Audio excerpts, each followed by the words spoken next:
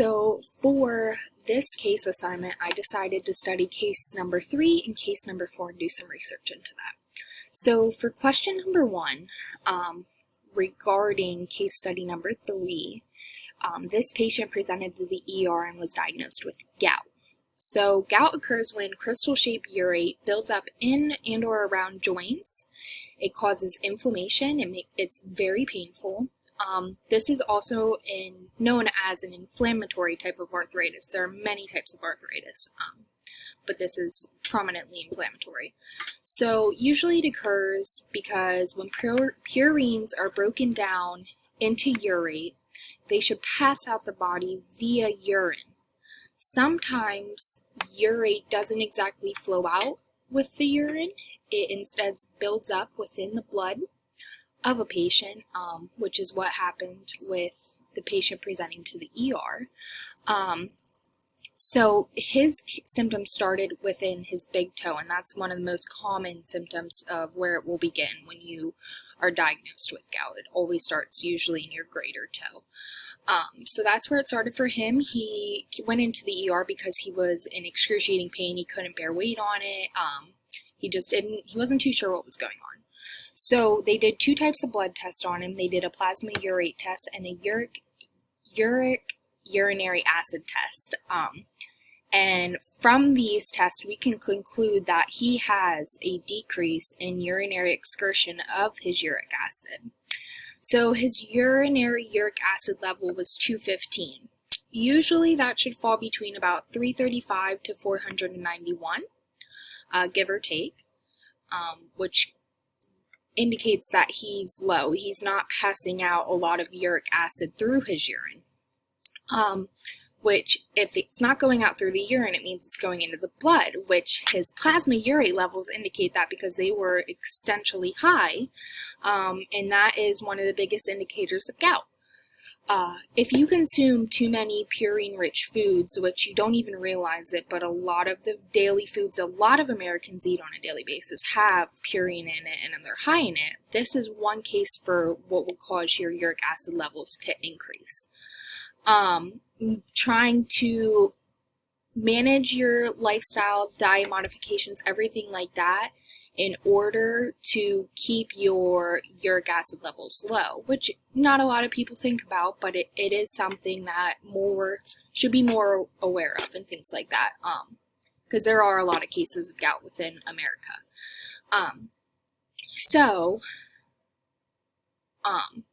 If there was a decreased salvage of purines, you wouldn't expect his plasma urate level to be so high. And since his purine production is increased, you wouldn't expect it to be decreased in forming purines.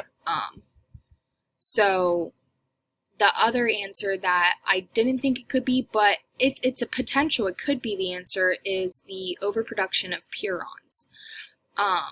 We just don't have enough diagnostic and laboratory tests to conclude that this is the prime exact reasoning for why he has the gout, but it could always be one. We haven't tested that far into the situation yet. So for question number 2, it was looking at what potential impacts the dietary modifications this patient has made recently in his lifestyle can have on his gout. So recently this patient switched up from using diet soda to regular soda. A lot of people don't realize the sugar content within the food that they're consuming, and soda is basically just a whole liter full of sugar. It is entirely composed of high fructose corn syrup, and that elevates your uric acid levels greatly. Now this patient says that he drinks about 4 to 5 liters of this a day, which that is a insanely amount of soda to be drinking like that, and that is one cause for definitely why he would have such high uric acid levels. Another thing that could be producing that is if he has a purine-rich diet. So if he eats a lot of red meats, a lot of seafood, if he drinks alcohol a lot, those all are high content purine foods, which would only make his gout worse. If he continues to drink like this, he's probably going to experience more pain. He's probably going to have limited motion. He's going to experience inflammation in a lot of different joints, like it's going to start to work its way around his body. So for him to try to avoid these drinks, it would help him with his purine levels and his uric acid levels. If he was able to change his diet and what he's drinking and what he's eating, he might be able to get this gout under control. So that concludes my case study number 3. I found my information for my case study number 3 from the National Institute of Arthritis, the Medscape website, and I found 2 different articles regarding what would be good for you to eat when you're when you should be having a gout diet, basically, watching what you eat. So then we go on to case study number 4, and this is regarding a patient who presents that she's been short of breath, fatigued, things like that. They suspect her to have a megaloblastic anemia, and that would be a result of hypovenomosis. That would be caused from a deficiency in a vitamin. And in particular with this woman, it would be scopolamine. I know I probably pronounced that wrong, sorry about that, which is better known as vitamin B12. So this type of anemia can happen from vitamin B12 or folate, but in this case, it seems that it's more of a vitamin B12 type of issue.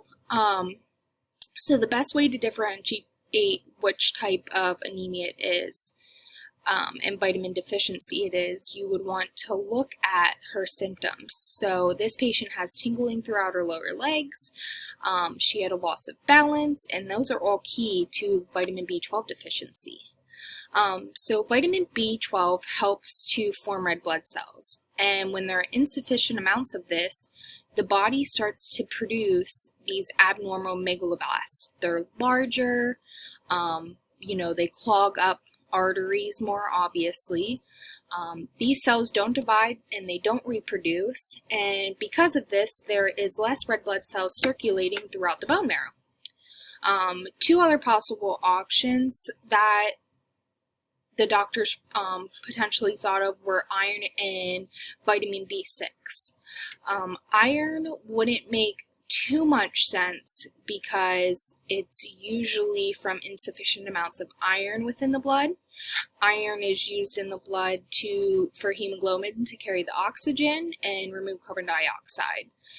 Usually that results from a low iron diet and a blood loss.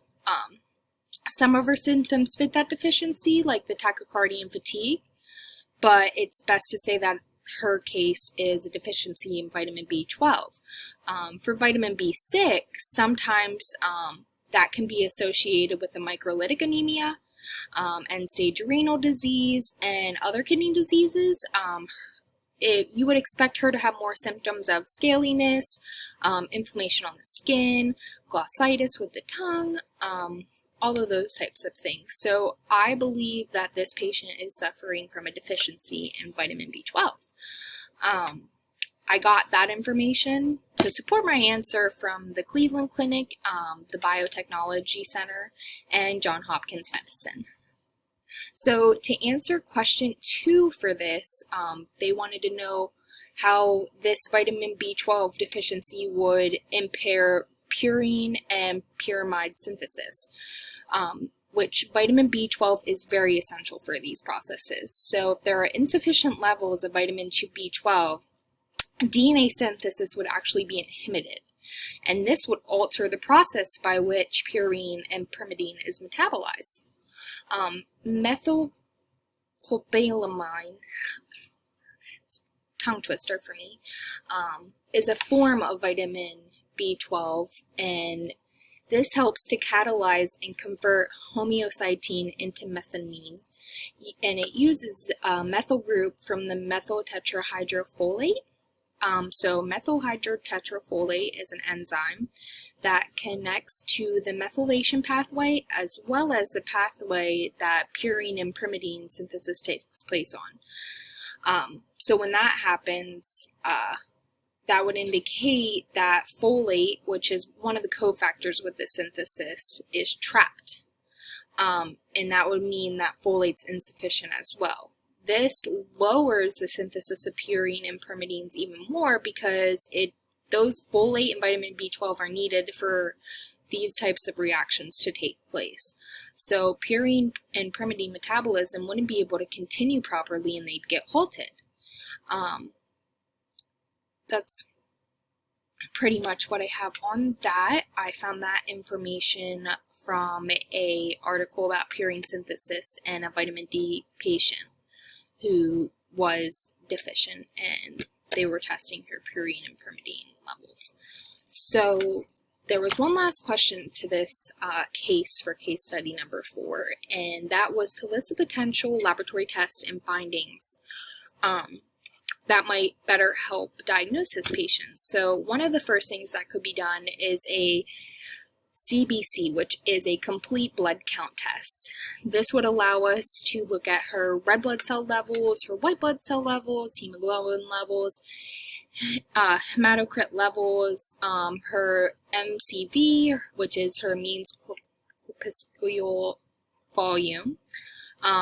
If her MCV was elevated, it would be due to the large size of the megaloblasts, because they aren't like normal red blood cells small, they're the bigger ones. You would expect her to have a decrease in hemoglobin and red blood cell levels as well. Something else that would help diagnosis is a peripheral blood smear. Using a microscope, they would be able to examine her blood and see the differences between red blood cells and the megaloblast. Obviously, if they see large cell sizes, large nucleuses, that can confirm that that's a megaloblast. And because of these, DNA synthesis is defective. A reticulocyte count would also help confirm this, because that would show how many immature red blood cells are located within the patient's bone marrow. These numbers would tell the doctor whether her bone marrow is producing enough RBCs. If she were to have the megablastic anemia, you would expect her to have low levels of reticulocytes than normal. Once that happens, they could test her for the different vitamin deficiencies to differentiate which vitamin is exactly that she is lacking. You would be able to take her iron levels, her B12 levels, her B6 levels, all things like that, and put that into account. If the diagnosis of the megaloblastic anemia is correct, then you would expect her to show lower levels of vitamin B12.